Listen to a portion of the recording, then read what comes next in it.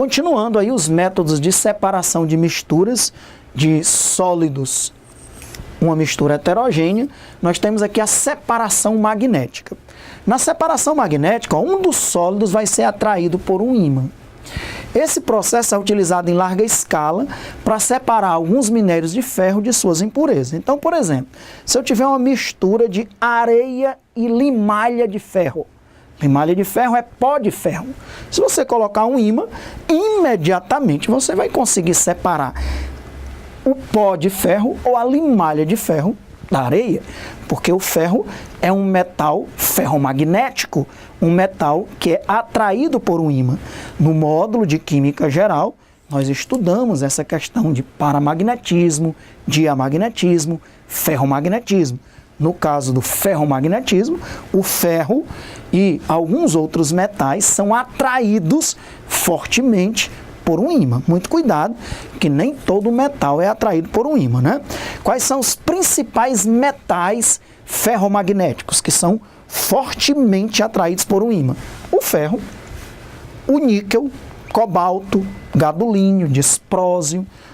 Os mais comuns, os três primeiros, né? Ferro, níquel e cobalto são metais que geralmente caem em provas. O ferro, o níquel, o cobalto, esses outros já são mais alguns, como gadolínio, disprósio, e temos mais alguns metais e até mesmo alguns compostos que são atraídos por um ímã, alguns compostos que contêm metais, ok? Agora, muito cuidado, né? Porque se você tiver, por exemplo, pó de alumínio e areia, você não pode separar por separação magnética, porque o alumínio não é atraído por um ímã. Então, do mesmo jeito que é bom a gente saber quais os metais que são atraídos por um ímã, o ferro, o níquel e o cobalto são os três mais importantes, é bom a gente saber também quais são os metais mais comuns que não são atraídos por um ímã, como, por exemplo, o alumínio, o outro, a prata, o outro, o ouro e o outro, o cobre. Então, esses metais muito comuns no nosso cotidiano, alumínio, ouro, prata, cobre, eles não são atraídos por um ímã. Então, não adianta se, por exemplo, você está noivo, deu um mergulho no mar e perdeu a sua aliança de noivado, que é uma aliança de ouro. Ouro 18 quilates, uma mistura de 75% de ouro, 25% de prata e cobre. Nenhum desses metais são atraídos por um ímã. Aí você tem a magnífica ideia, eu vou pegar um ímã e vou colocar ali e vou ficar tentando achar. Não adianta tentar procurar a sua aliança desse jeito. Uma aliança de ouro 18 quilates ou de ouro puro, se tivesse, não é atraída por um ímã, ok? Então, muito cuidado, que eu já vi uma questão como essa, que tinha latas de alumínio e dizia que dava para separar essas latas de alumínio dos outros materiais que estavam sendo reciclados, por exemplo, de plásticos, usando separação magnética. Falso. As latas de alumínio não vão ser atraídas por um ímã, tá bom? Do mesmo jeito também que o plástico, os diversos tipos de plástico, não vão ser atraídos por um ímã, ok? Então, separação magnética, você vai usar um ímã para atrair metais ferromagnéticos, né? Como prioridade os metais ferromagnéticos, ferro, níquel e cobalto. Cristalização fracionada é o nosso quinto método de separação de misturas heterogêneas constituídas por sólidos. Veja que até agora são sempre fenômenos físicos. Nós não estamos mudando, alterando a constituição íntima da matéria. Nós não estamos fazendo uma reação química para originar novos produtos. São fenômenos físicos, ok? Então, na cristalização fracionada, como é que funciona? Todos os componentes da mistura são dissolvidos em um líquido que em seguida sofre evaporação, provocando a cristalização separada de cada componente. Muitas vezes esses sólidos já estão dissolvidos no líquido, por exemplo, na água do mar. A água do mar é uma mistura homogênea que contém diversos tipos de sais, cloretos, iodetos, diversos tipos de sais estão dissolvidos na água do mar. Diversos ânions, diversos cátions. E aí, por um processo de cristalização fracionada, você pode obter esses diversos sais. Como? Você pega a água do mar e começa a evaporar. Quando a água vai evaporando, e a evaporação só a água evapora, os sólidos que estão dissolvidos naquela água, os sais que estão dissolvidos e dissociados naquela água não evaporam. À medida que a água vai evaporando, vai diminuindo a quantidade de água na mistura.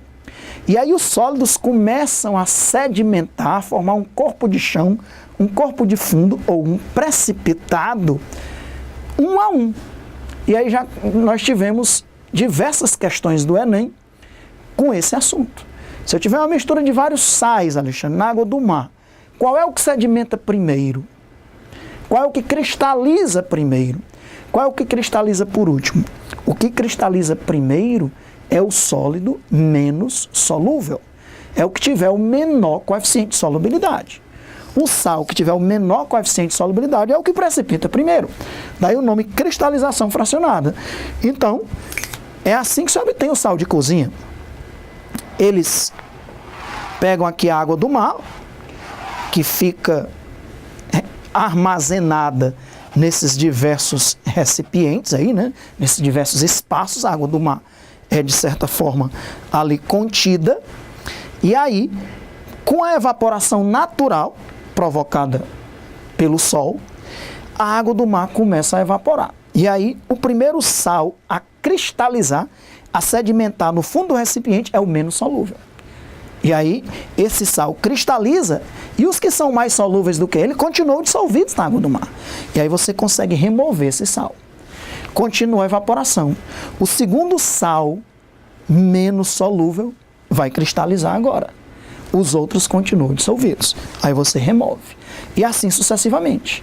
Até que o último sal a cristalizar, a sedimentar, a formar o corpo de chão, corpo de fundo ou precipitado, é o sal mais solúvel de todos. Que no caso da água do mar, o último que cristaliza é exatamente o cloreto de sódio. E aí você consegue obter grandes quantidades de cloreto de sódio a partir da evaporação da água do mar. É lógico que você poderia fazer isso também num recipiente qualquer, ou em casa, ou até mesmo no laboratório. À medida que a água vai evaporando, e você pode até aquecer para aumentar a velocidade disso, aqueles componentes da mistura, que são sólidos, só que estão dissolvidos, eles vão cristalizando um a um. Não esquecer disso. O primeiro sólido que cristaliza é o menos solúvel. É o que tem o menor coeficiente de solubilidade. Se ele é o menos solúvel, a quantidade de água está diminuindo, é lógico que ele vai ser o primeiro a cristalizar. Daí o nome cristalização fracionada. Que você tem uma mistura, mas cada componente daquela mistura vai cristalizando um a um. Até que o mais solúvel de todos é o último a cristalizar. Ok? Muito bem. Então está aí o processo de cristalização fracionada, onde os sólidos que estão dissolvidos numa determinada mistura, pela evaporação da água, você consegue separar os diversos componentes daquela mistura. Próximo método de separação de misturas heterogêneas formadas por dois ou mais sólidos é a dissolução fracionada. É importante que você entenda o porquê desses nomes, né? Cada um dos processos que a gente estudou até agora. Catação, ventilação, levigação, cristalização fracionada e agora dissolução fracionada. Por que dissolução? Por que fracionada? Porque você vai ter agora dois ou mais sólidos e você vai acrescentar um líquido qualquer, geralmente é a água, e aí a água ou esse líquido qualquer vai dissolver apenas um dos componentes ou uma parte dos componentes da amostra. Então, por exemplo, daquela mistura, se você tiver areia e água, como é que eu separo areia e água? Imagine. Desculpa, como é que eu separo areia e açúcar? Imagine que você pega uma colher de açúcar e mistura com areia. Alexandre, dá para obter de novo o açúcar? Dá. O primeiro processo que você vai usar é a dissolução fracionada. Coloque água. Quando você coloca água, a água não vai dissolver a areia, vai dissolver o açúcar. Então, daí o nome dissolução fracionada. Você tinha dois sólidos e acrescentou um líquido e só um dos componentes um dos sólidos é que se dissolveu. Agora que o açúcar está dissolvido na água, e aí nós usaríamos outros processos que nós vamos estudar aqui. Você obteria agora a água e o sal, ou a água e o açúcar, no meu exemplo, a água e o açúcar e a areia. Agora eu faria uma filtração, que nós vamos estudar, que é um método para separar misturas heterogêneas de sólido e líquido. A água e o sal, ou a água e o açúcar, quando você colocar no filtro, a areia fica retida no filtro e a água e o sal, ou a água e o açúcar, vão passar por esse filtro. E depois você usaria uma evaporação, a água vai embora, está ali o açúcar de novo. Então veja que muitas vezes você vai usar uma sequência de processos para separar sal e água. Para separar, desculpem, sal e areia, você colocaria a água de solução fracionada. Depois, para separar a mistura heterogênea de sólido e líquido, que nós ainda vamos estudar esse tipo de separação, você faria uma filtração. A areia fica retida no filtro, a água e o sal, ou a água e o açúcar, passam pelo filtro, é o que a gente chama de filtrado. Depois você faria uma evaporação. Então, dissolução fracionada, filtração e evaporação. Daria para você, de novo, obter o açúcar ou o sal que você misturou com a areia, tá bom? Então, um dos componentes sólidos da mistura vai ser dissolvido em um líquido. Daí o nome dissolução fracionada. A areia não se dissolve na água, mas o açúcar se dissolve na água, o sal se dissolve na água.